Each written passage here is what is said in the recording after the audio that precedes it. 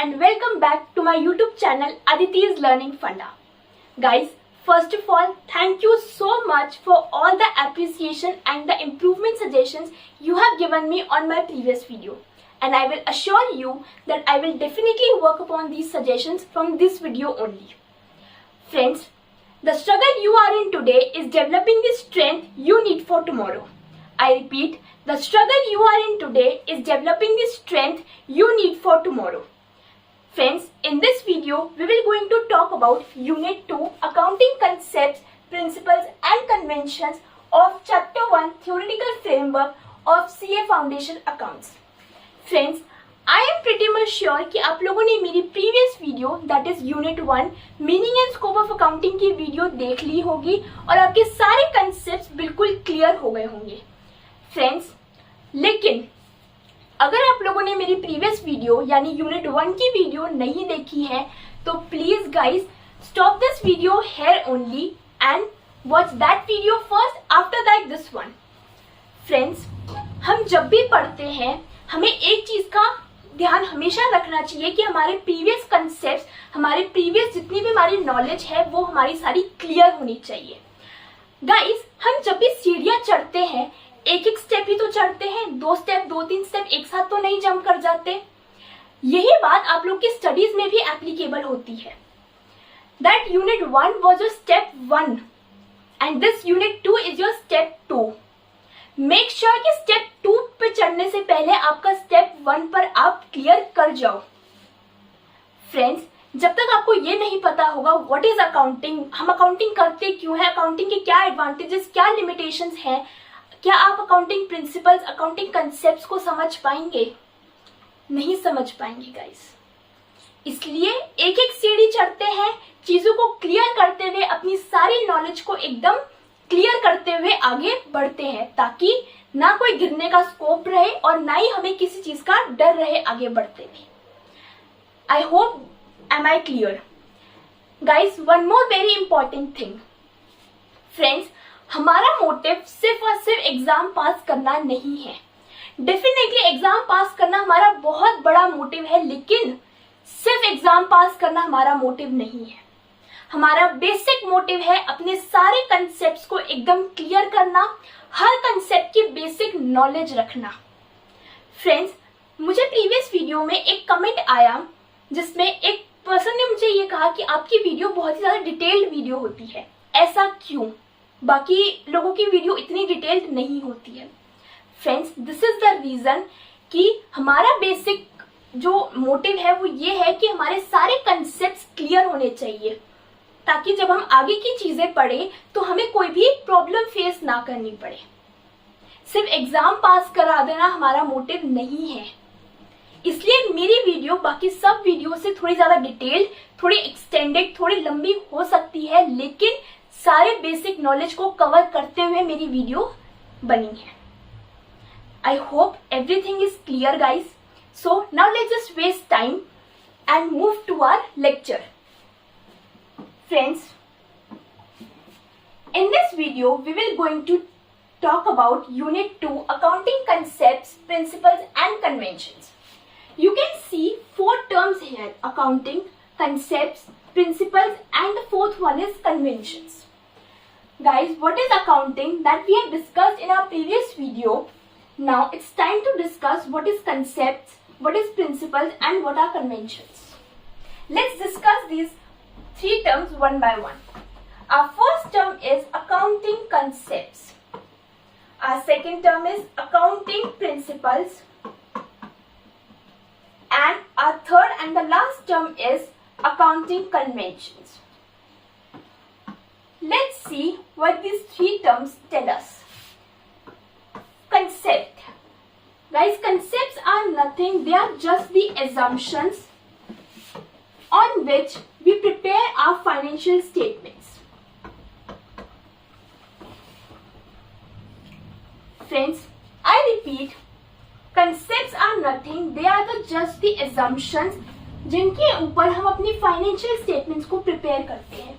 या हम ये कह सकते हैं कि हमने इन एजम्पशंस को कुछ इस तरीके से एज्यूम किया गया है कि हमारी फाइनेंशियल स्टेटमेंट्स इजीली प्रिपेयर हो एंड एकदम true and fair picture represent करे. Let's move to the next term, principles. Friends, principles is nothing, they are just the procedures and theories of accounting. And our last term, conventions, it means the usage. I hope the basic meaning of these three concepts is clear. Now let's just interrelate these three terms with each other. Friends, concepts मैंने आपको बताया कि ये सिर्फ assumptions है जिनके ऊपर हमारी फाइनेंशियल स्टेटमेंट्स बेस्ड है, उनकी प्रिपरेशन बेस्ड है. कंसेप्ट से आया हमारा word principle. They are just the procedures and theories of these assumptions only.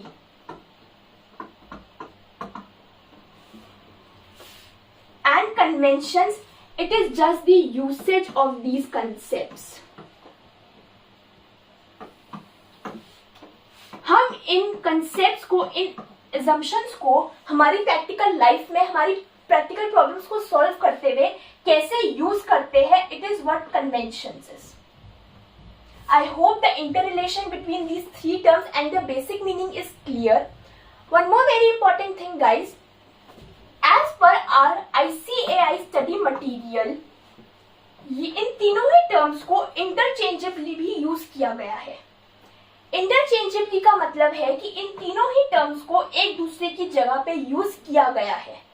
अगर आप अपने स्टडी मटेरियल में इन तीनों में से कोई भी वर्ड देखें तो उसका सिर्फ और सिर्फ मतलब assumption से है, सिर्फ मतलब कंसेप्ट से है जो फाइनेंशियल स्टेटमेंट्स प्रिपेयर करते हुए हम ध्यान रखते हैं.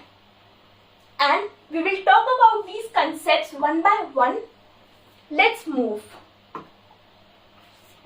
Guys, our first concept is entity concept. Entity concept क्या कहता है? Business is a separate identity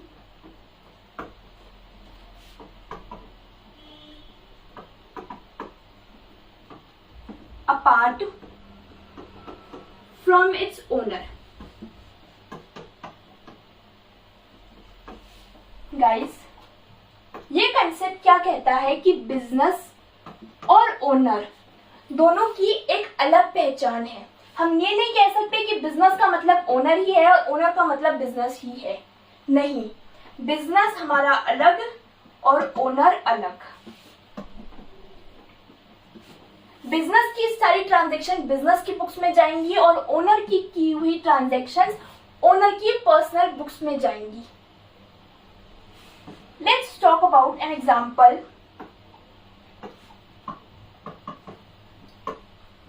let's suppose Mohan withdrew ₹5,000 for personal use.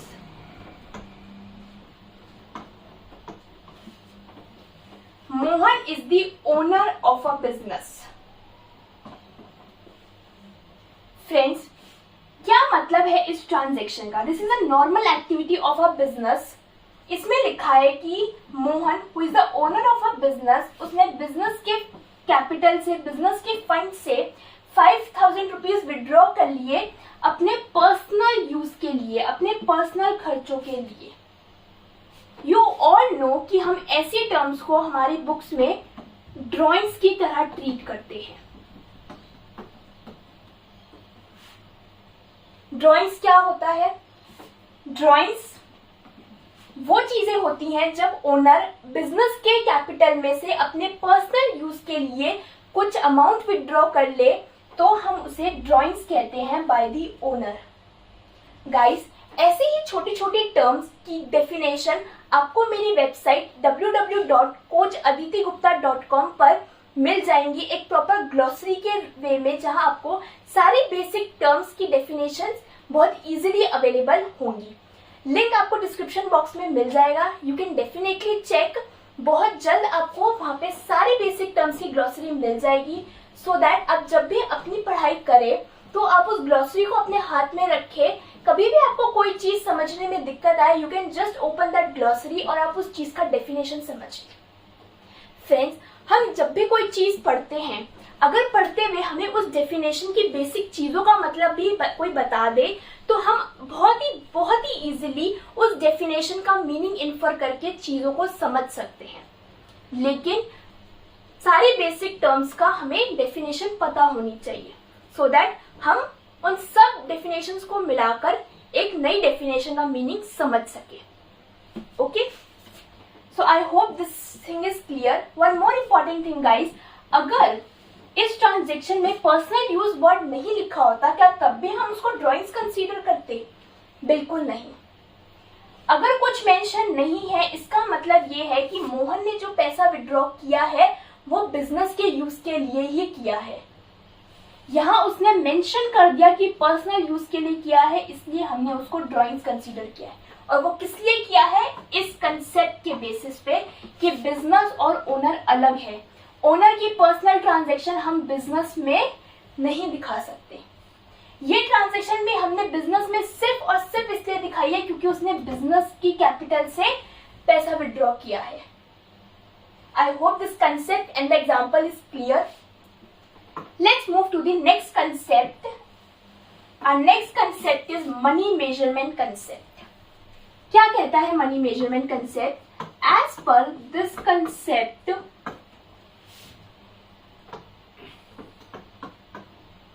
only those transactions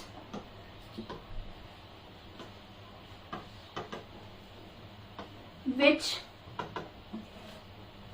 can be recorded in monetary terms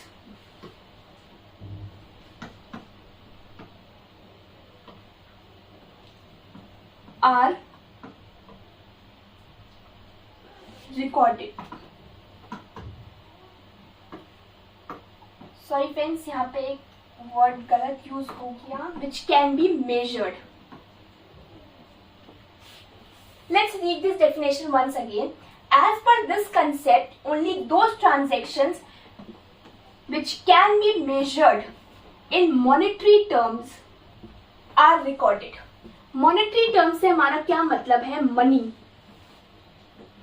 friends, मैंने अपनी प्रीवियस वीडियो में भी इस concept के बारे में बात करी थी कि this is a limitation of accounting, कि हम सिर्फ मनी में मेजर होने वाली टर्म्स को ही रिकॉर्ड करते हैं। बट ये एक कंसेप्ट है और बहुत ही इंपॉर्टेंट कंसेप्ट भी है। हम सिर्फ उन्हीं ट्रांजैक्शंस को अपनी बुक्स में रिकॉर्ड करते हैं जो मनी की टर्म्स में मेजर की जा सकती है। Let's talk about an example. Let's see, Ram is a better businessman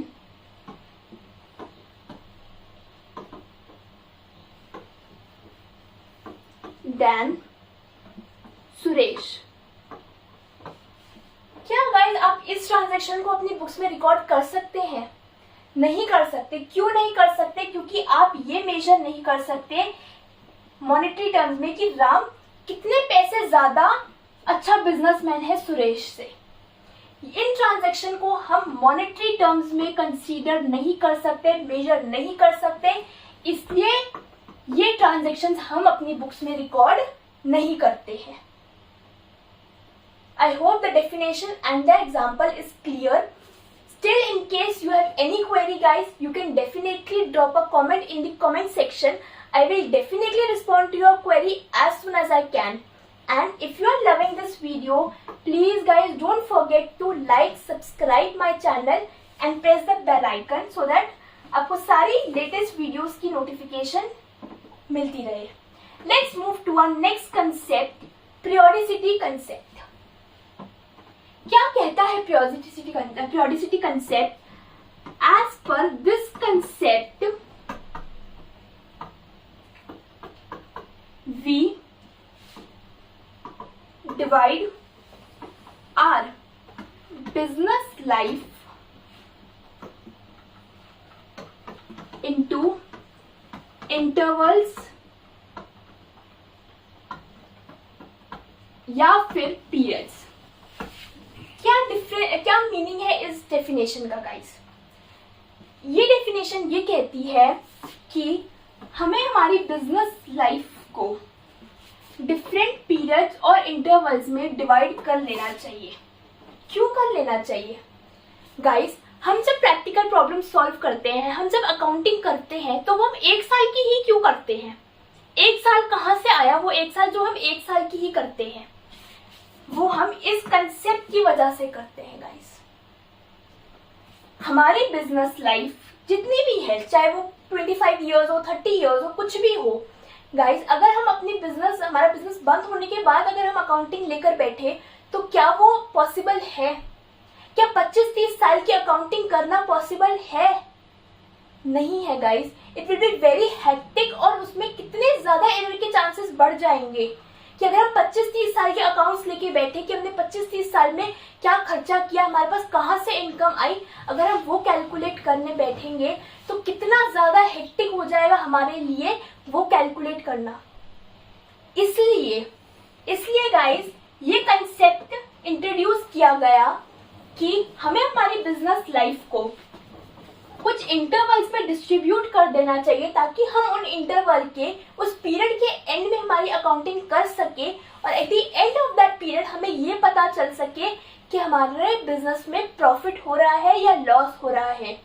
eight the end of that period हमारे पास कितने एसेट्स है, कितनी लाइबिलिटीज है, और अगर हमारे बिजनेस में कोई इम्प्रूवमेंट डिसीजन की नीड है तो हम वो टाइमली ले सके, सो दैट हमारा बिजनेस हिंडर ना हो। इसलिए ये कंसेप्ट इंट्रोड्यूस किया गया ताकि हमें टाइम टू टाइम हमारे बिजनेस की कंडीशन, हमारी बिजनेस की पोजीशन पता चल सके। अगर हमारा बिजनेस बंद हो जाएगा, उसके बाद हम जान के क्या करेंगे कि हमारे बिजनेस में प्रॉफिट हो रहा था या लॉस हो रहा था? जब हमारा बिजनेस चल रहा है तब हमारे लिए ये जानना जरूरी है कि हमारा बिजनेस प्रॉफिट में रन कर रहा है या लॉस में रन कर रहा है। I hope this concept is clear guys. Let's move to our next concept, accrual concept. Again, a very, very important concept, guys. Please mark a tick over the star over this concept. That is a very important concept. As per this concept, the effects of transactions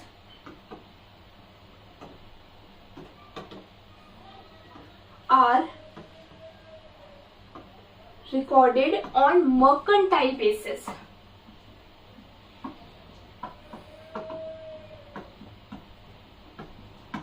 That is when they occur and not when cash or cash equivalent is received.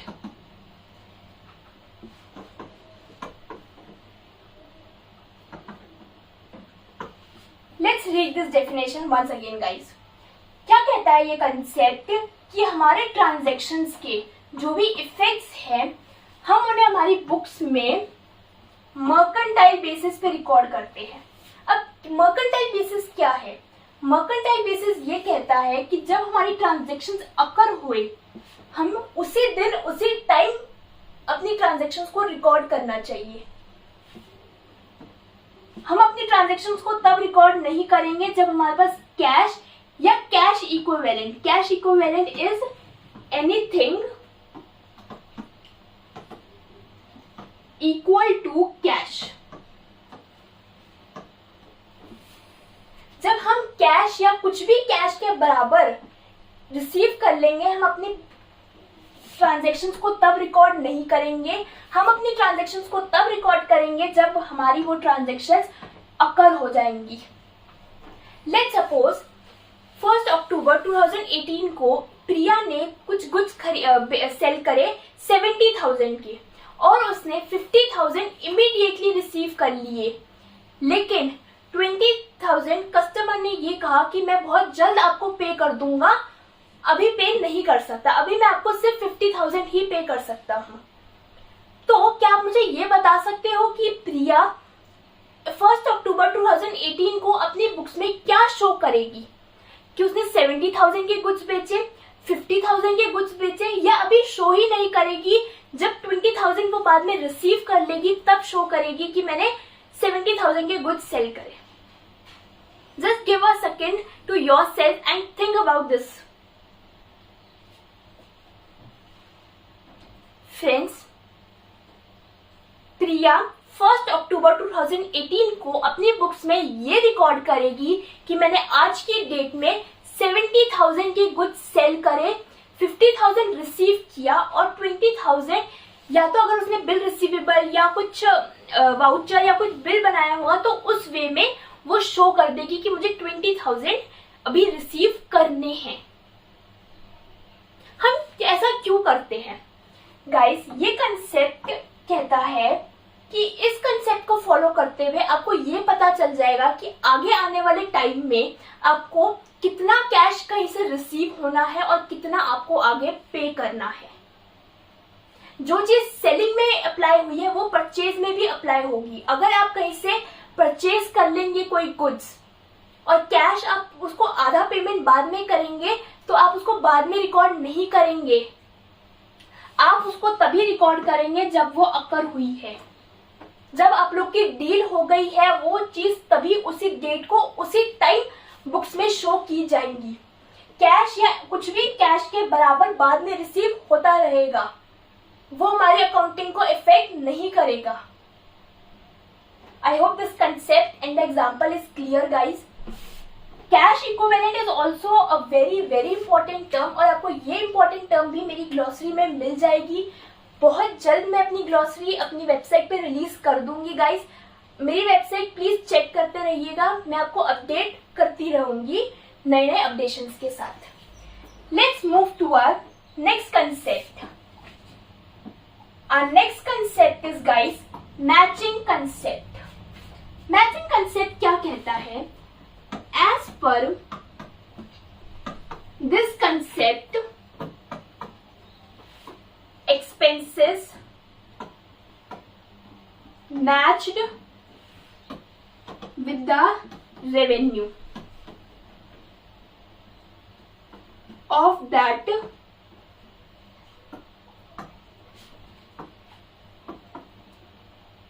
accounting period.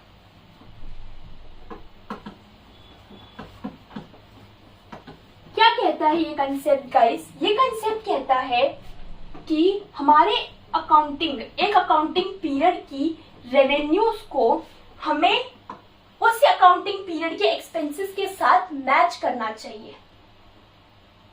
Let's repeat. हम एक accounting period की बात कर रहे हैं।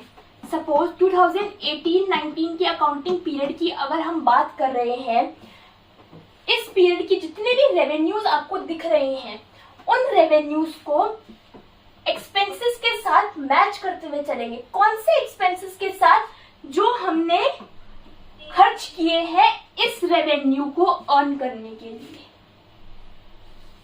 Guys, financial statements prepare करते हुए let's suppose आपको कोई रेवेन्यू दिखा, आप वो रेवेन्यू को ऐसे ही रिकॉर्ड नहीं कर लोगे जब तक आपको ये नहीं पता चल जाएगा, जब तक आप ये मैच नहीं कर लेंगे कि इस रेवेन्यू को अर्न करने के लिए हमने कौन सा एक्सपेंस किया।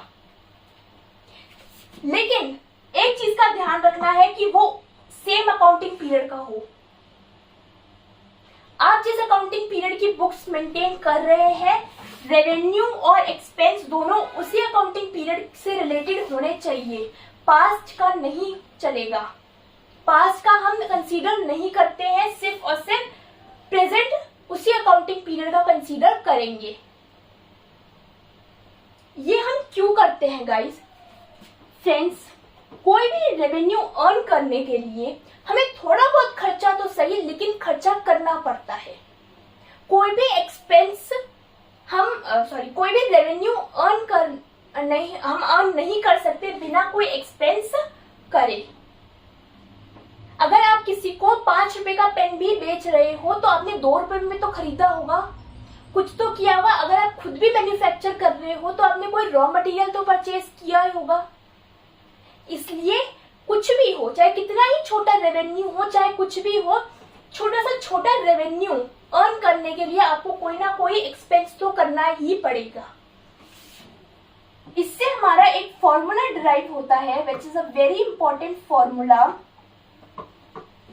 Profit is equal to revenue minus expense. हमने जो रेवेन्यू अर्न किया और जो एक्सपेंस इनकर किया, उसी रेवेन्यू को अर्न करने के लिए उसका डिफरेंस हमारा प्रॉफिट कहलाता है। I hope this concept is clear guys. Let's move to our next concept, going concern concept. Guys, please mark a star over this concept as well, because this is also a very, very important concept. Let's study this concept. As per this concept,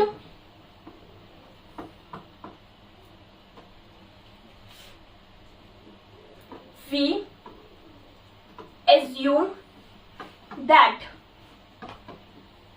our business will continue for a, guys please, this is a key word, that's why I'm highlighting this with another color pen, foreseeable future. Friends, this is the keyword of this definition. Please mark this keyword, a very important one. Let's read this definition. ये concept क्या कहता है कि हम हमारे business के लिए हम ये एज्यूम कर लेते हैं कि वो एक फोरसीएबल फ्यूचर के लिए चलेगा। फोरसीएबल फ्यूचर का क्या मतलब हुआ? हमेशा के लिए।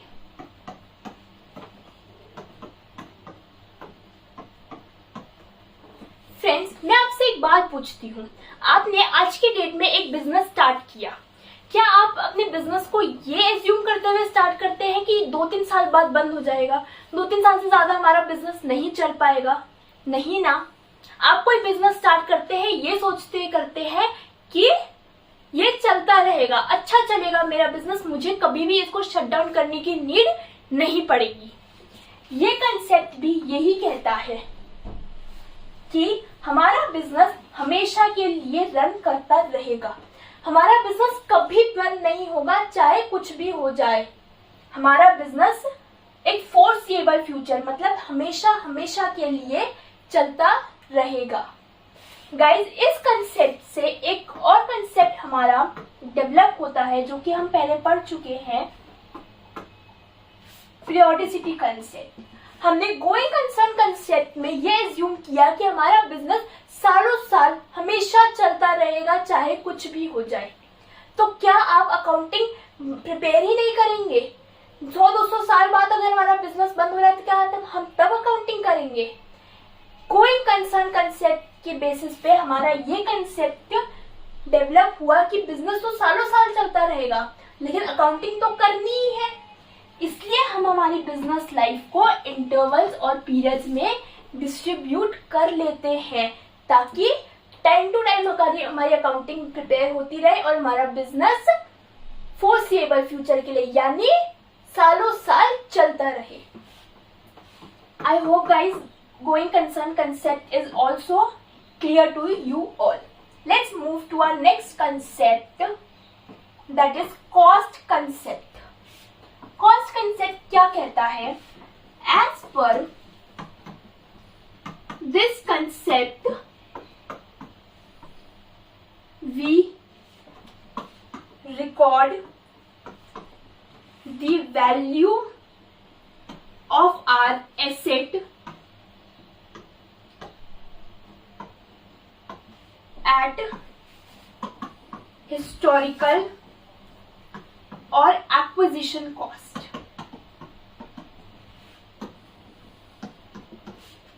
अब हिस्टोरिकल और एक्विजिशन कॉस्ट क्या होती है? गाइस, ऐसी ही सब कंसेप्ट्स को और डिटेल में जानने के लिए प्लीज आप लोग मेरा चैनल सब्सक्राइब करें, ताकि मैं आपको अपनी वेबसाइट की न्यू अपडेशंस दे सकूं और आप लोग प्रॉपरली ऐसी छोटी छोटी लेकिन बहुत ही इंपॉर्टेंट टर्म्स को समझ सको और आपको आगे कोई प्रॉब्लम ना हो।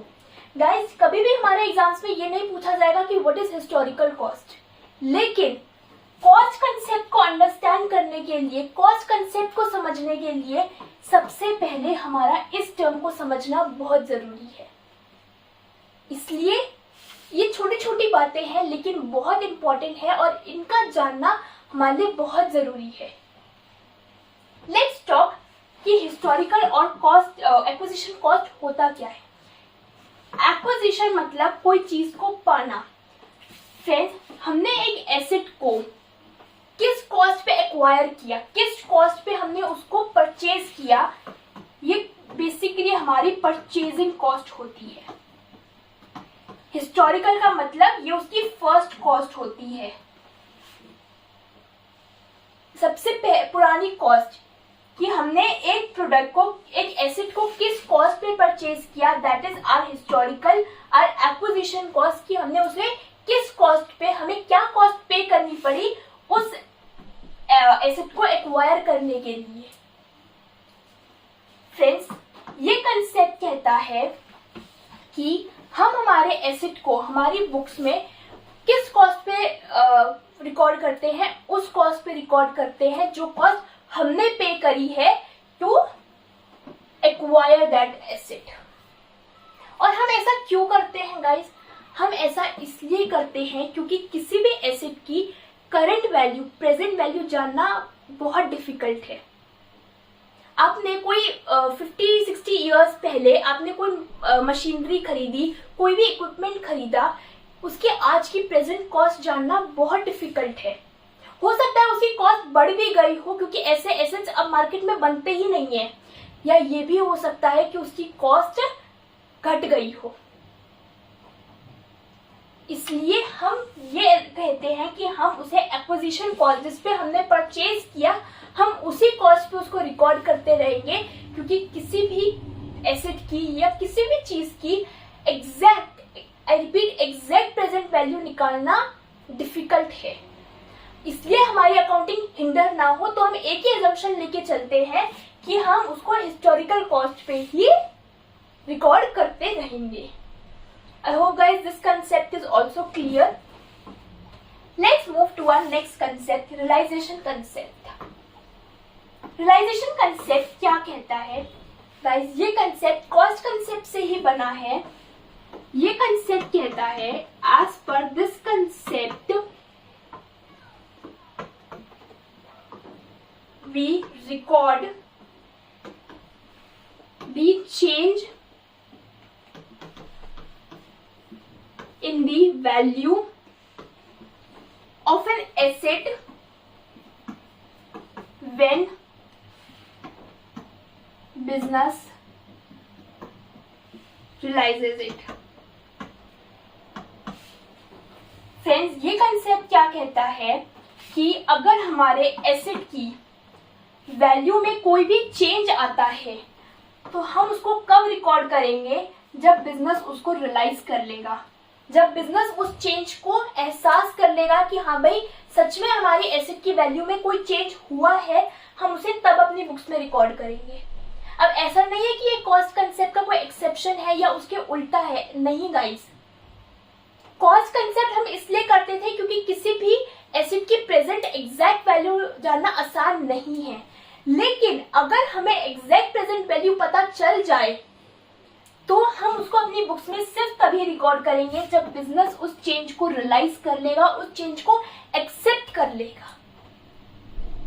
Friends, let's take an example. आपके पास एक एसेट है जो आपने 10 इयर्स अगो पहले खरीदा था, आपने उसको 5 लाख में खरीदा था, लेकिन आपको अब ये पता चला है कि मार्केट में उसकी प्रेजेंट वैल्यू 15 लाख रुपीज है। फ्रेंड्स, 15 लाख रुपीज आप उसको 5 लाख पे रिकॉर्ड करते आ रहे थे और आज उसकी प्रेजेंट वैल्यू 15 लाख रुपीज है। क्या आप उसको अब 15 लाख रुपीज पे रिकॉर्ड करने लग जाएंगे? फ्रेंड्स, आप उसको 15 लाख रुपीज पे सिर्फ और सिर्फ तभी रिकॉर्ड करेंगे जब बिजनेस उस चेंज को एक्सेप्ट कर लेगा और जब आप श्योर होंगे, बिल्कुल श्योर होंगे कि सच में 15 लाख तो है ही इसकी वैल्यू। अब फ्रेंड्स, लेकिन अगर आपको 1% डाउट भी है कि शायद 15 लाख नहीं है, तो बिजनेस उस चेंज को रियलाइज नहीं करता है और हम उसको 5 लाख पे ही रिकॉर्ड करते रहते हैं। ऐसा क्यों कि 1% अगर डाउट भी है तो भी हम उसको रिकॉर्ड नहीं करेंगे?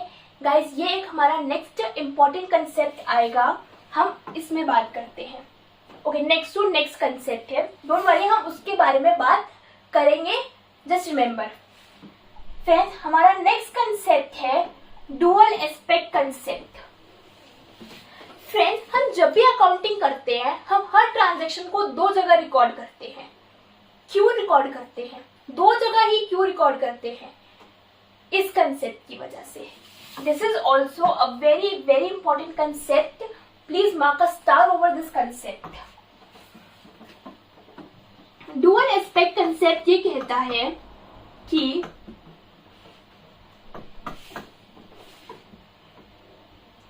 every transaction has dual effect.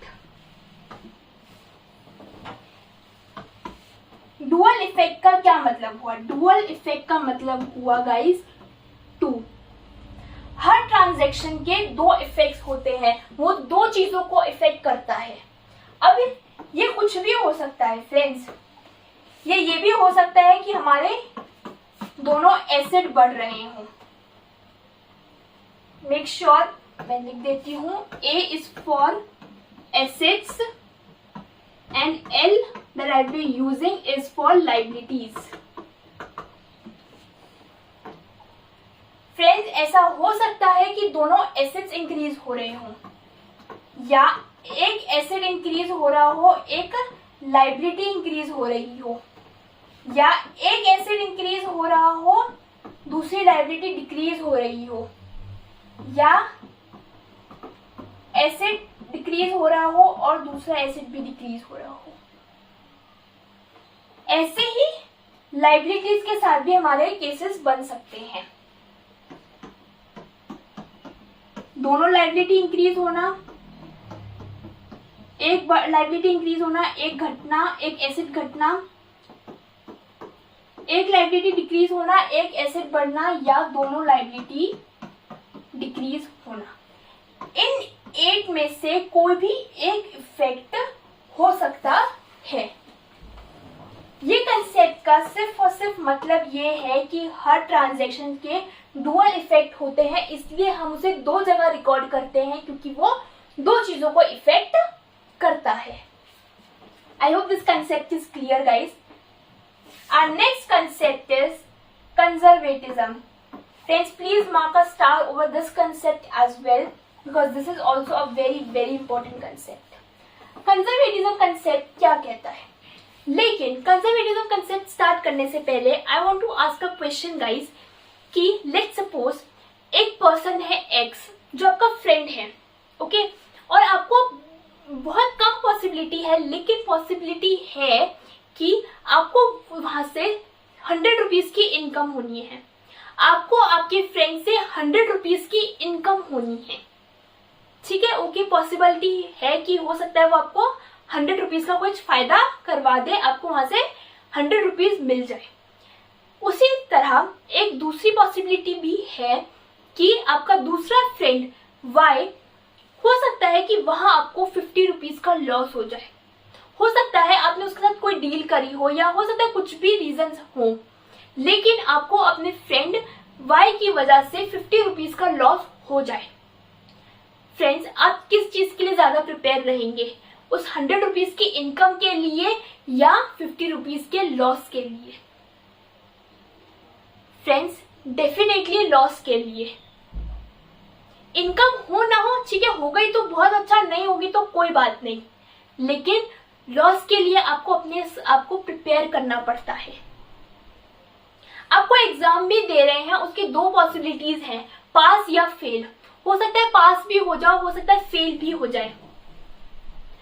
सब एक्सपेक्ट ये करते हैं कि हम पास हो जाएं, लेकिन फेल की भी पॉसिबिलिटी है। जितनी पॉसिबिलिटी पास की है उतनी पॉसिबिलिटी फेल की भी है।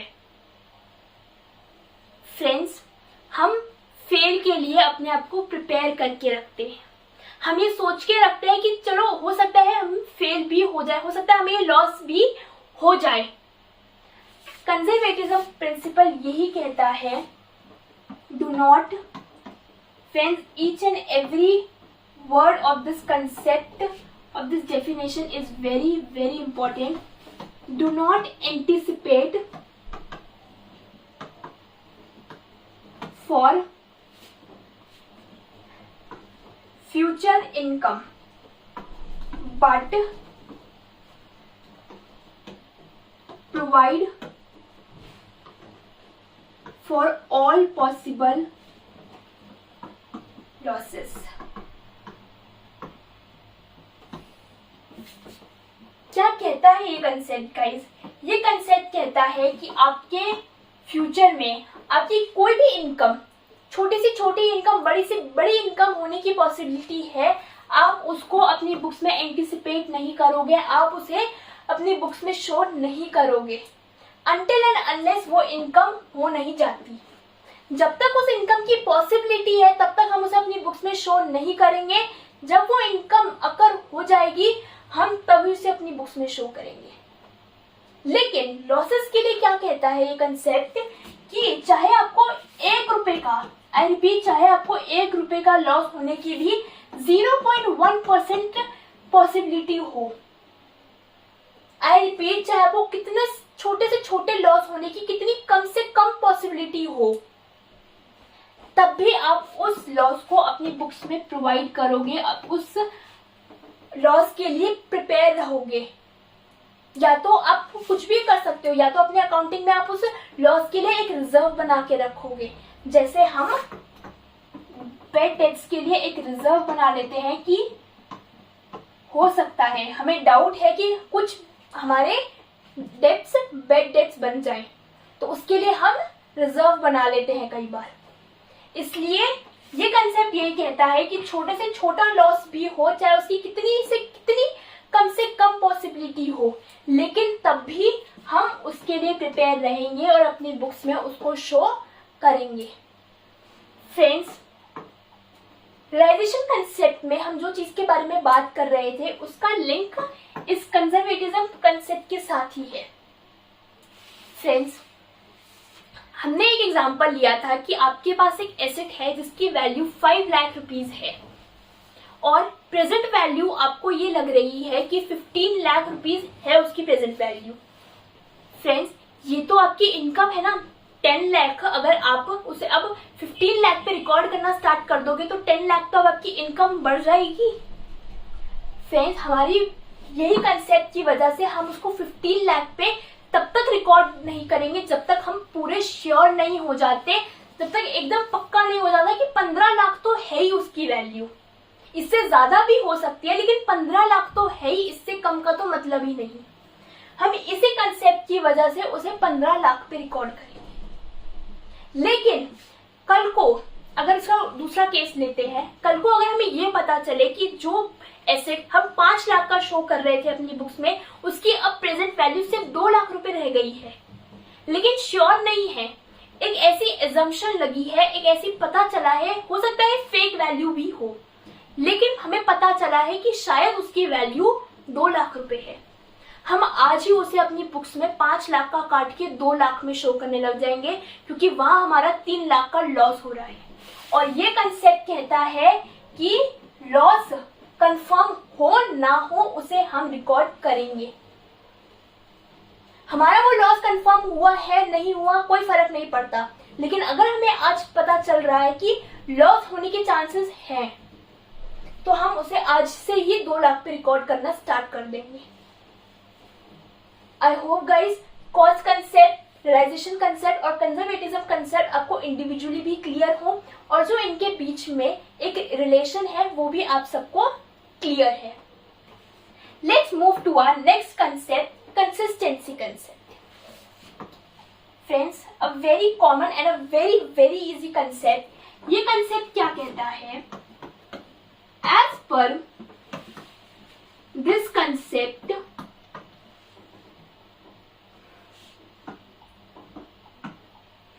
we follow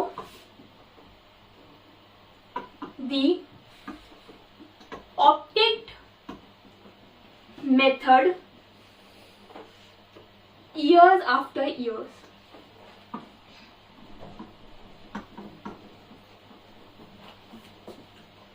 क्या मतलब है इस कंसेप्ट का? फ्रेंड्स, ये कंसेप्ट ये कहता है कि एक बार आपने जो मेथड ऑप्ट कर लिया, हम ईयर आफ्टर ईयर, सालों साल सिर्फ उसी मेथड को फॉलो करते रहेंगे. Let's suppose depreciation. आप सबको पता है डेप्रिसिएशन कैलकुलेट करने के दो वेज होते हैं, दो मेथड होते हैं, SLM and WDV. That is straight line method and written down value method. एक कंपनी ने या एक बिजनेस ने ये सोच लिया शुरू से वो अपने एसेट्स को अपने डेप्रिसिएशन के लिए SLM मेथड यूज कर रही थी. वो ईयर्स आफ्टर ईयर, सालों साल सिर्फ यही मेथड यूज करेगी क्योंकि एक बार उसने ये मेथड ऑप्ट कर लिया. अब वो यही मेथड फॉलो करेगी. कब तक करती रहेगी? जब तक उसका बिजनेस चल रहा है. फ्रेंड्स, लेकिन इसमें एक्सेप्शंस भी हैं कि बीच में भी हम अपने मेथड चेंज कर सकते हैं. लेकिन कब चेंज कर सकते हैं? कब हमें ICAI ये अलाउ करेगा कि हम बीच में अपने मेथड चेंज कर सकते हैं? हम अपने मेथड तब चेंज करेंगे जब हमें कोई अकाउंटिंग स्टैंडर्ड फॉलो करना हो. कोई नया अकाउंटिंग स्टैंडर्ड आ गया, ये मेथड डिस्क्वालीफाई हो गया, ये मेथड आपको यूज ही नहीं कर सकता, तो बिजनेस को ना चाहते हुए भी WDV पे शिफ्ट करना पड़ेगा. अगर हमें कोई अकाउंटिंग स्टैंडर्ड फॉलो करना हो, उसके इक्वल आना हो, हम तब अपना मेथड चेंज कर सकते हैं. अगर हमें लग रहा है कि जो मेथड हम फॉलो कर रहे हैं उसकी वजह से हमारी फाइनेंशियल स्टेटमेंट्स गलत रिपोर्ट शो कर रही है, गलत रिप्रेजेंट हो रही है, हम उसके लिए अपना मेथड चेंज कर सकते हैं. And the third case is जब हमें कोई लॉ फॉलो करना हो. अगर कोई चीज कानूनी तौर पे बैन हो जाए और हम उसी चीज को कर रहे थे, तो उस लॉ को फॉलो करने के लिए भी हम अपने मेथड चेंज कर सकते हैं. फ्रेंड्स, सिर्फ यही 3 केसेस है जब हम अपने मेथड्स को चेंज कर सकते हैं, वरना नहीं. आई रिपीट, जब हमें कोई अकाउंटिंग स्टैंडर्ड के साथ अपने अकाउंटिंग को मैच करना हो, हम तब चेंज कर सकते हैं. जब हमें ये लग रहा है कि हमारी फाइनेंशियल स्टेटमेंट्स हमें गलत रिपोर्ट्स प्रेजेंट कर रहे हैं उस मेथड की वजह से, हम तब अपने मेथड्स को चेंज कर सकते हैं. या अगर हमें कोई लॉ के रूल के साथ अपने आप को कंपाइल करना है, हम तो अपना मेथड चेंज कर सकते हैं. I hope this concept and the 3 cases and the 3 conditions is clear. Let's move to our last concept, that is materiality concept. Guys, अगर आप लोग को याद हो तो मैंने इस concept के बारे में भी हमारे previous वीडियो में बात करी थी. Let's talk about this concept once again. As per this concept, only those transactions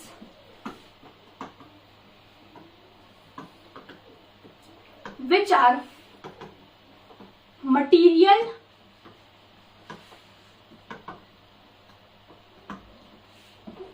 to our business is recorded. क्या कहता है ये कंसेप्ट गाइस? ये कंसेप्ट ये कहता है कि हमारे बिजनेस के लिए हम सिर्फ उन्हीं ट्रांजैक्शंस को रिकॉर्ड करेंगे जो हमारे बिजनेस के लिए मटीरियलिस्टिक है. मटीरियलिस्टिक मतलब इम्पोर्टेंट है. जिन इंफॉर्मेशन की वजह से हमें लगता है कि हमारे बिजनेस की किसी भी एक्टिविटी या हमारे बिजनेस में कोई भी इफेक्ट आ सकता है, हम सिर्फ उसी इंफॉर्मेशन को मटीरियलिस्टिक इंफॉर्मेशन कहते हैं और हम सिर्फ उसी इंफॉर्मेशन को हमारी बुक्स में रिकॉर्ड करेंगे. हम कोई भी ऐसी इंफॉर्मेशन हमारी बुक में रिकॉर्ड नहीं करेंगे जिसका हमारे बिजनेस से कोई लेना देना नहीं है. एम्प्लॉइज ने अपने पर्सनल खर्चों पे सपोज चाय मंगवा ली या कोई स्नैक्स कर लिया, हम क्या उसे अपने बिजनेस में रिकॉर्ड करेंगे? बिल्कुल नहीं करेंगे गाइस, क्योंकि हमारे एम्प्लॉइज ने अपने पर्सनल कोई भी खर्चा किया हो, हमारे बिजनेस पे उससे कोई फर्क नहीं पड़ता. हमने जो हमने फर्स्ट कंसेप्ट में बात करी थी कि मोहन ने बिजनेस के पैसों में से अपने पर्सनल खर्चों के लिए अमाउंट विड्रॉ कर लिया, हमने वो सिर्फ और सिर्फ इसलिए रिकॉर्ड किया था क्योंकि वहां बिजनेस का पैसा आ गया था। अगर बिजनेस का पैसा नहीं होता तो हम उसको भी अपने बिजनेस में रिकॉर्ड नहीं करते। आई hope this concept is also clear. It was a very very easy concept. Now let's move to our next topic of this video and the last topic, that is qualitative characteristics of financial statements.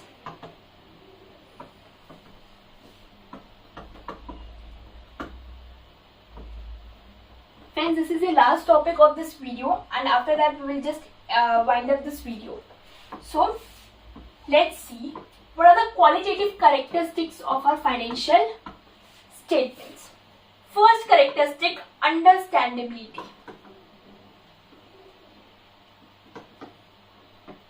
हमारी financial transaction, हमारी financial statements understandable होनी चाहिए, हर कोई उसे understand कर सके।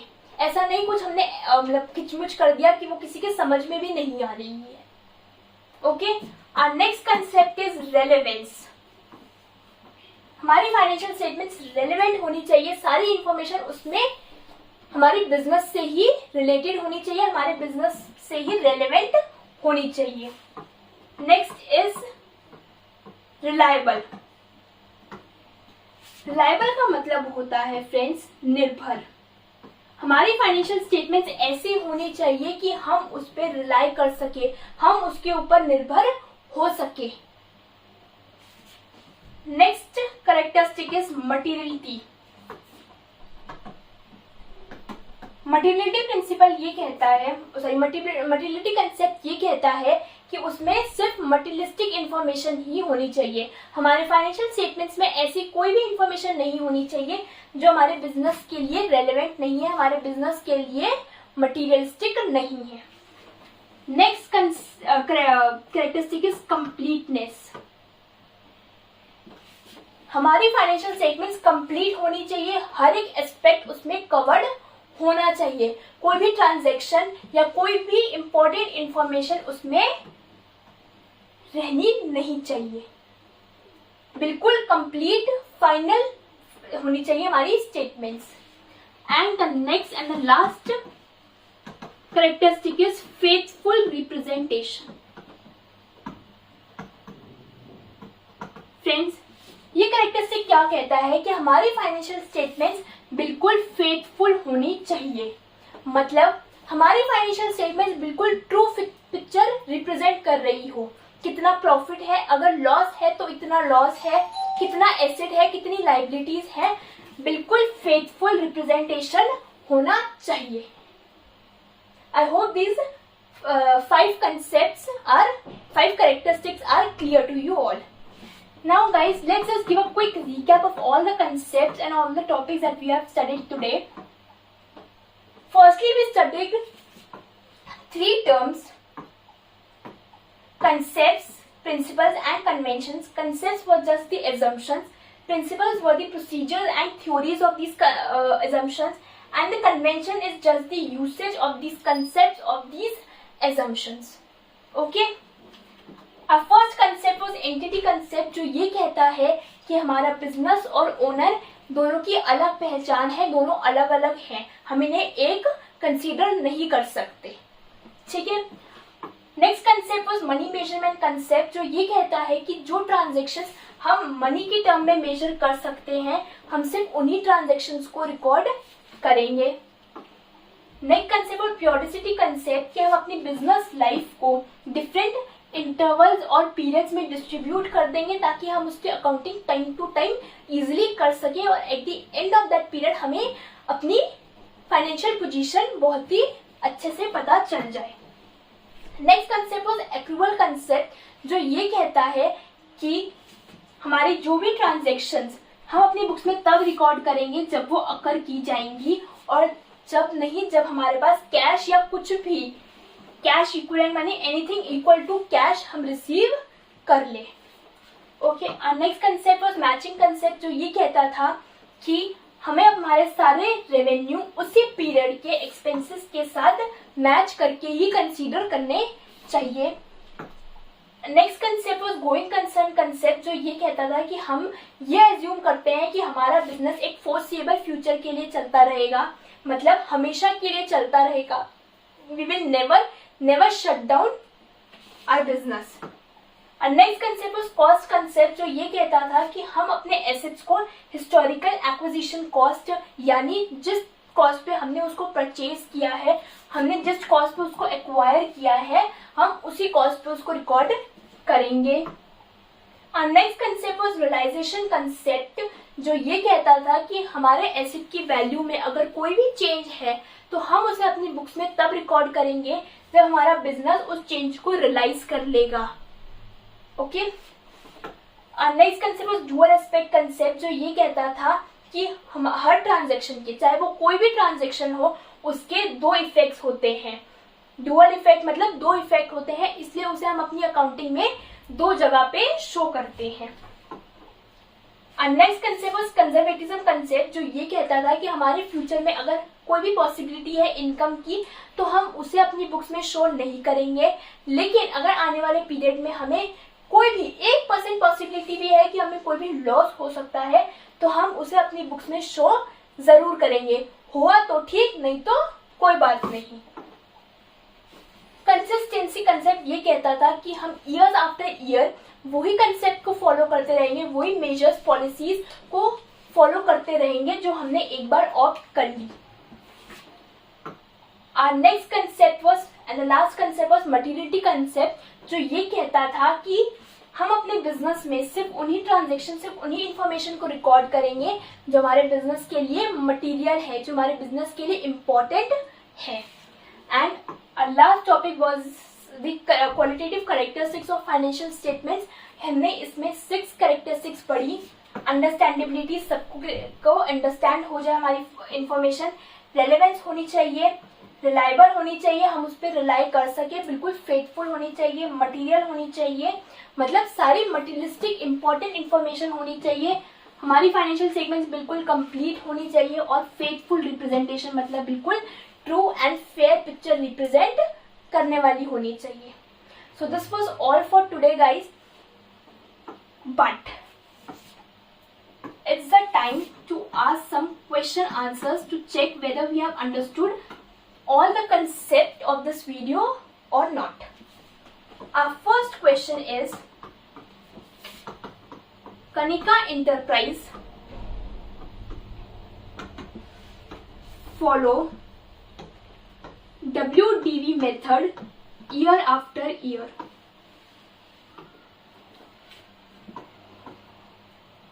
Why? And our next question is, economic life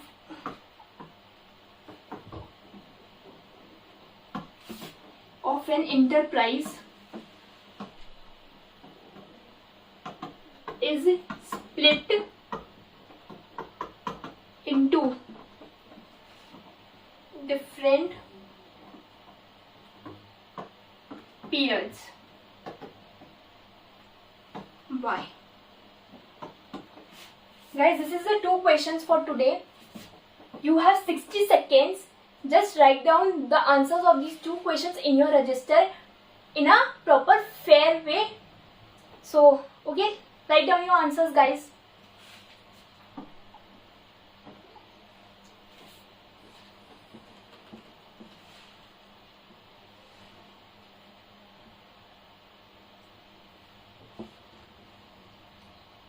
I hope you all have written the correct answer of these 2 questions. Let's see whether your answers are correct or not. First question was, Kanika Enterprise follows WDV year after year. मतलब Kanika enterprise एक enterprise है जो WDV method follow करती है year after year. क्यों? Consistency concept की वजह से। जो हमने यहाँ पढ़ा था कि कंसिस्टेंसी कंसेप्ट कहता है कि हमने जो मेथड एक बार ऑप्ट कर लिया हम उसे ही ईयर आफ्टर ईयर फॉलो करते रहेंगे. So our first question was based on this concept. Let's talk about our second question. Economic life of an enterprise is split into different periods. Why? Because of periodicity concept. जो हमने हमारा third concept पढ़ा था, periodicity concept, जो ये कहता था कि हम अपनी बिजनेस लाइफ को डिफरेंट इंटरवल्स और पीरियड्स में डिस्ट्रीब्यूट कर लेंगे. So our second question was based on this concept.